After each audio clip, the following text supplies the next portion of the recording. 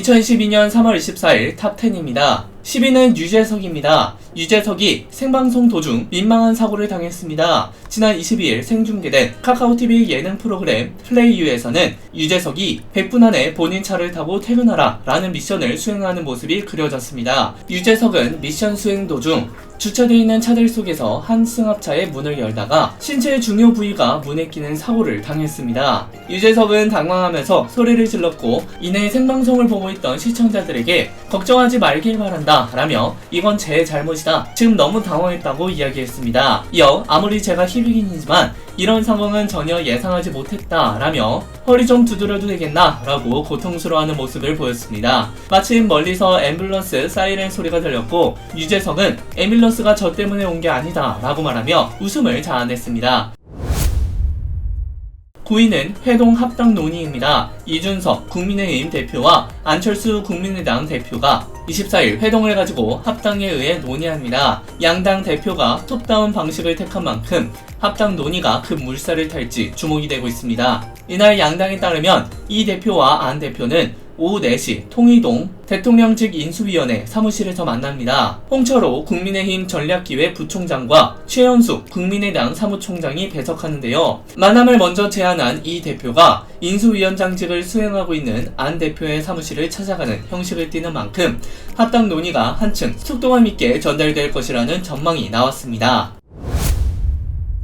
8위는 직원이 횡령 후입니다. 국내 3대 이동통신사 중 하나인 LG유플러스의 직원이 거액의 돈을 횡령한 뒤 잠적했습니다. 해당 직원은 고객사와의 거래 과정에서 발생한 수십억 원을 횡령한 것으로 확인됐는데요. 지난 23일 통신업계에 따르면 LG유플러스에서 고객사와의 계약 업무를 담당하는 팀장급 직원이 매출 수십억 원을 빼돌린 것으로 파악됐습니다. 인터넷 TV 관련 유통망에 지급해야 할 수수료를 수년 동안 몰래 편취해 수십억 원을 챙겼던 것인데요. 이 직원은 현재 회사의 연락을 일절 받지 않고 있는 상태입니다. 회사 측은 횡령 사실을 뒤늦게 파악한 뒤 정확한 피해 상황과 사건 경위를 조사 중입니다. 현재까지 드러난 횡령 외에 추가적인 범죄가 있지 않는지 들여다보고 있습니다. 7위는 사내 맞선입니다. 사내 맞선이 넷플릭스 글로벌 4위에 올랐습니다. 플릭스 페트롤이 23일 데이터를 바탕으로 공개한 넷플릭스 TV쇼 부문 차트에 따르면 사내 맞선이 글로벌 4위에 올랐는데요. 현재 사내 맞선은 국내를 비롯해 바레인, 방글라데시, 이집트, 홍콩, 인도, 인도네시아, 일본, 요르단, 쿠웨이트, 레바논, 말레이시아, 몰디브, 오만, 파키스탄, 필리핀, 카타르, 사우디아라비아, 싱가포르, 스리랑카, 태국, 아랍에미리트, 베트남에서 1위를 차지하고 있습니다.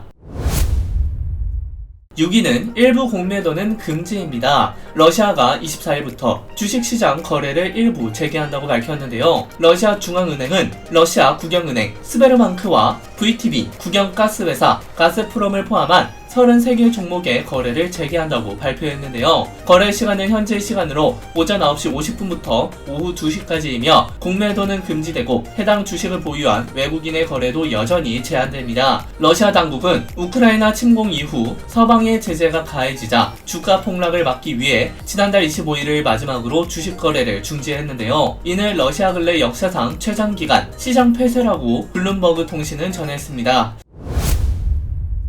5위는 던파 모바일입니다. 던전앤파이터 모바일을 구글 플레이 및 애플 앱스토어를 통해 국내에 정식 출시했다고 24일 밝혔습니다. 출시 전날 시작한 양대 앱마켓의 사전 다운로드는 총 120만 건, 사전 캐릭터 생성은 110만 건을 달성했습니다. 이는 넥슨이 출시한 모바일 게임 중 가장 많은 사전 다운로드 및 캐릭터 생성 기록입니다.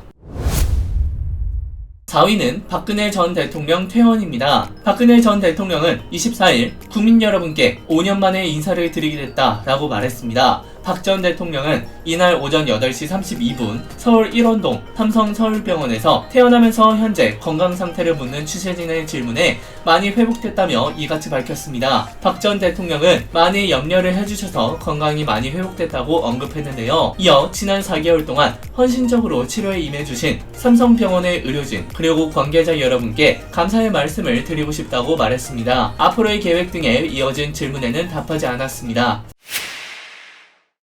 3위는 이근입니다. 이근이 폴란드 호텔에서 조식을 먹었다는 목격담이 나왔습니다. 다만 이는 거짓 주장 쪽으로 무게가 실리고 있는데요. 지난 22일 유튜브 채널 가로세로 연구소는 생방송을 통해 한 누리꾼이 쓴 댓글을 공개했습니다. 댓글에 따르면 자신을 폴란드 유학생이라고 소개한 A씨는 폴란드에서 이근 대위를 봤다고 주장했습니다.